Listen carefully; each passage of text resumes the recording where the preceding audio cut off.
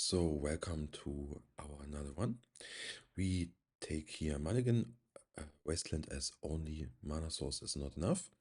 So we are down to 6 cards. We have an Underground Sea and double Wasteland. We have now to choose of which card we get rid. And I think here it's an argument between the second Wasteland and the Molten Collapse. I think Molten Collapse we can't really cast, at least for now, so we get rid of this one so that we can open Vitamio backed up by Days and have maybe a functional Wasteland against a deck which not plays on basic islands or basic mountains. So we will see what our opponent is running. And he openings with an Ancient Tomb, so likely Mystic Forge or some kind of post or mono red deck. And he's applying or tries to apply Disruptor Flute. This one we are going to Daze because it's likely to name Wasteland and we have double Wasteland. So I'm thinking here it could be mono red or a post deck. I do not believe that Mystic Forge runs main Disruptor Flute. And here we are trying to use our Wasteland to knock at least our opponent out of the game for now. But keep in mind we need lands on our own. And next turn we have the choose between another Wasteland or Underground Sea and Sword Size. And our opponent plays an Urza's Tower, so likely maybe some kind of post deck. Whether it's blue we can't confirm for now. And I'm thinking it's worth the risk to get rid of the Urza's Tower by the Wasteland, because you never know if our opponent will assemble his Tron on the next turn. So I'm thinking it's the safest option to just get rid of the tower. And our opponent has another tower, so he can next turn, if he applies the Tron, can play maybe a Khan, a One Ring. We will see. But we can at least sword size our opponent to see what is in his hand.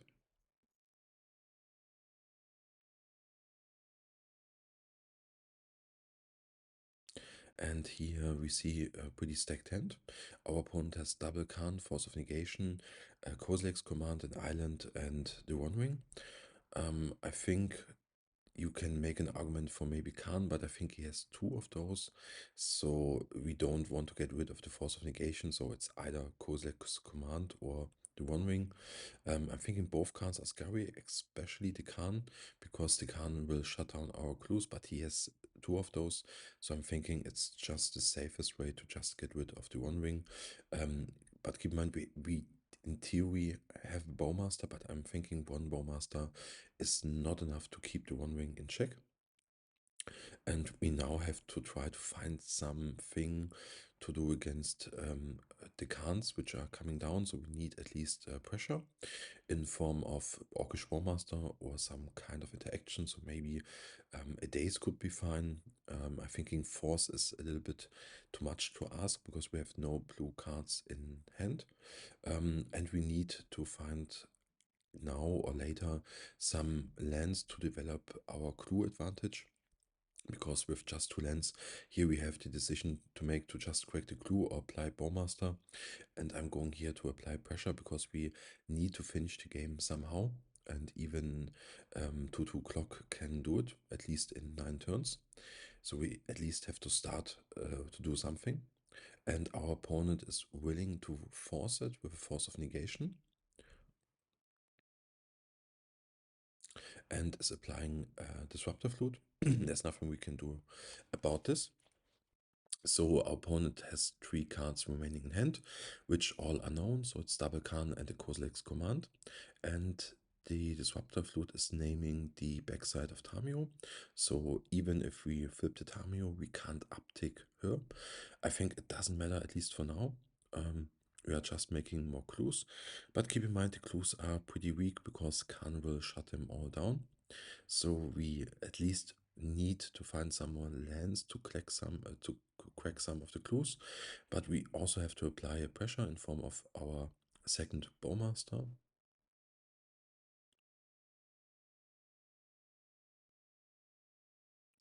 And our opponent took his time here to think about it. And he's Kozilek's command in response, which is absolutely fine. And we are shooting here the token. And our opponent misses here to sack the token in the response, so we get our own token. I'm thinking here getting rid of token is important because our opponent has double Khan, and with the clue token he can cast Khan, so for now he needs at least a 4th land, which is not which is easier said than done. And we have the option to crack our own clue to draw into a blue card to counter the Khan.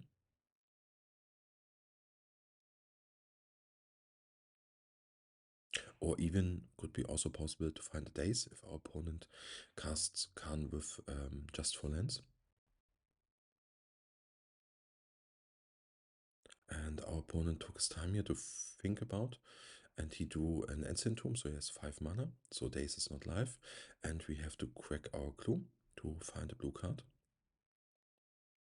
And indeed, we find a daze, and so we have to pitch the daze to the first Khan, but keep in mind our opponent has a second one incoming, so we at least need a solution for this one.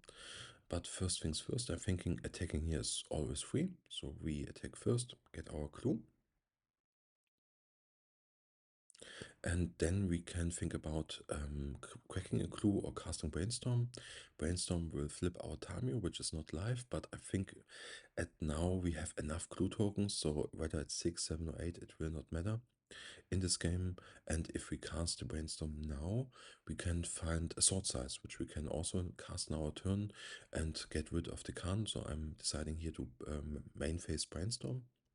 And maybe we can get rid of the Fatal Push, which is a dead card. And we find no fetch land, so we have no ability to shuffle the top of our library. So we are a little bit Brainstorm locked, but we find a really good combination of cards. We find a Sword Size and even Force with Tamio.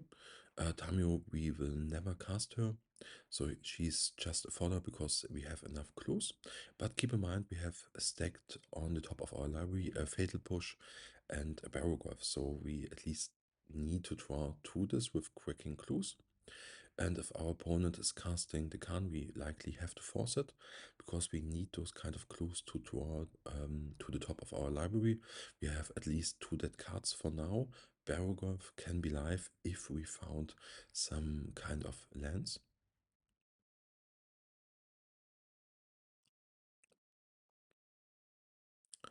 And here our opponent has just remaining the command because we sword sized that we didn't take the command. And here it's a strange play. Our opponent chooses to remove some cards from our graveyard and to generate some tokens. And I'm not willing to force this because the removal from the graveyard doesn't matter for now. And I'm also thinking that the clue tokens doesn't matter. But you can make an argument if our opponent is deciding to make clue tokens for now and he didn't want to scry that maybe he has some kind of Planeswalker or bigger play incoming, but I'm thinking we can just force this one. So we are going to attack. Our opponent is likely not to block here, but keep in mind he has an Ancient Tomb, so life will matter. And we can, for now, at least crack a clue. We know that we have a Fatal Push on top, so there's not another blue card to find for pitching not a Tamio. And here our opponent is sacking the clues and applies an Ugin. So first things first, we can't really do much about the trigger, so our Orcish Bowmaster is gone, but we can counter the body, and we will do, because we can't really handle an resolved Ugin. And at the end of turn we draw our known Fatal Push. And what would be really great, just to find a land and apply the Barrowgraph. And we do another Barrowgraph, so we crack our clue in our turn to at least find a land. We find a Kaito, which could be handy if we find a third land. And then we can choose between Kaito and Barrowgraph. But with the Ancient Tomb, I'm thinking that using the Ninjutsu ability is really handy. And our opponent found a stock up, so he has now the option to find some action for his own, and he has enough mana for now with an Ancient Tombs, but he has to a little bit keep it in mind. He applies a Cloudpost, so his mana base is growing, and we find a Wasteland. And for now, we have the option to maybe apply to Wasteland, but I'm thinking it's obvious that we just want to ninjutsu the Kaito, get our opponent to 2 life points so that he can't use the Ancient Tomb. And our opponent here makes a really strong long pause in our attack step. So I'm thinking maybe he has a Kozilek's command. I'm thinking about getting rid of our token because we really telling that we had Kaito, because we didn't crack the Wasteland and played it before attack steps. So it's often a telling for maybe Kaito incoming, and the risk is really high. And our opponent agrees and is playing a Disruptor Flute, which will counter activated abilities, and Ninjutsu is an activated ability. And because we are in the attack step, we can't Ninjutsu in response. We can do it that first if there's no blockers declared, and the Disruptor Flute will so counter our ninjutsu ability. So I'm thinking really good play of our opponent here, but he was using the Ancient Tomb, so he's going to 2 life, and he has 1 card remaining. And here we are just playing the Barrel Golf. You can make an argument for just cracking the Clue. It's also fine. But I'm thinking with our opponents getting another turn, it could be really risky, and he is even playing the life gain land, so the token would not have get it done. So Bowmaster is a good clock, and our opponent agrees and concedes the game. I think a really interesting long game. For sideboarding, we want to get rid of our days, and we want to get rid of the fatal push because our opponent is not in Mystic Forge deck, so there's no Flashbreaker in the main. Maybe he has a Black Splash for Barrow Golf, but I'm not willing to let the push in until we can confirm another way. And we are bringing in the 3 Consign for 2 Force of Negation and 3 Pyroblast. I'm thinking Pyroblast is an excellent card. We can counter at least a Stock Up or a Force of Will, Force of Negation, and maybe he's running some other blue cards, maybe a Thunder Trap trainer, but I'm thinking Pyroblast is a good point in our Grixis shell, being Grixis instead of just Dimir. I'm thinking it improves this matchup really a lot, and Consign is also a pretty strong card at its own. We can counter Khan in One Ring or even the Ugin with the trigger, so I'm thinking Consign is maybe our best card in the game on our deck for now. And here our opponent plays a basic island, so he's playing around Wasteland. So we can maybe play an Ancient Tomb, stock up, we will see. So there's no need for us to play our basic island. Our opponent didn't run or don't run Wastelands. And here we have double Sword Size and Tamio. So we have a lot of options to maybe make on our second turn a play of double Sword Size. But I'm stacking here Tamio with Sword Size, so that we have on our second turn the option to waste and play Tamio or Sword Size, or play Tamio and Sword Size, so that we have the full option available. And our opponent is playing here Disruptor Flute, likely naming Wasteland. I'm thinking you can make an argument for countering it, but if we counter, it's a 2-for-1, and I'm not willing to do this because we have a Wasteland, yes, but I do not want to get rid of our protection, because if we force and our sword size will fail, we have no protection, and I'm not willing to 2-for-1 at least for a Disruptor Flute.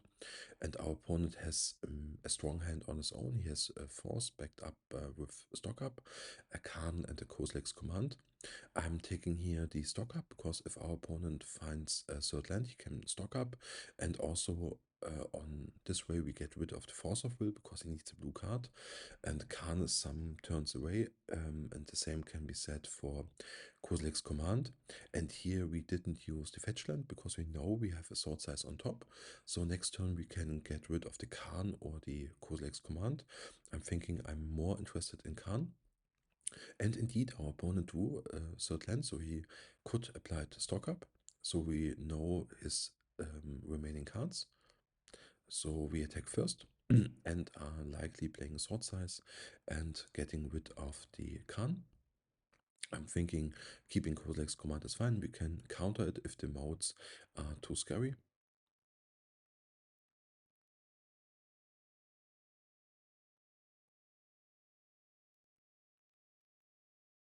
So I'm just checking here that I get track of which cards remain in our opponent's hand. And I'm not playing the fetch land because I want to crack the clue. And with the fetch land, we can at least grab a surveillant and also can fetch a red source to cast a pyroblast. And I do not want to show our opponent our red splash in fetching volcanic island and crack the clue with the volcanic or the badlands. I want to keep it as a kind of surprise that we are splashing red because our opponent is maybe not expecting that because we didn't show any kind of red splash for now. And our opponent drew a 100 rep trainer. I'm thinking it's absolutely fine target for Pyroblast. So here I'm going to fetch the Volcanic Island and counter the 100 rep trainer on the stack.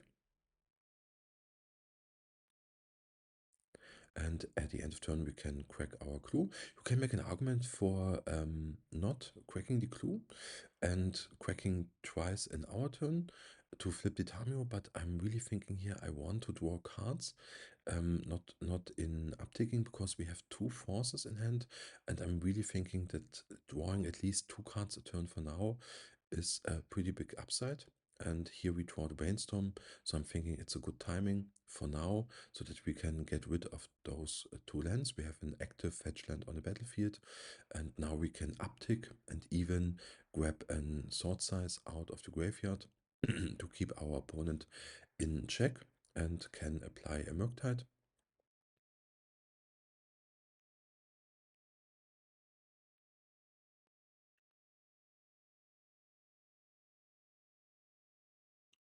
And here I'm leaving Pyroblast in our graveyard.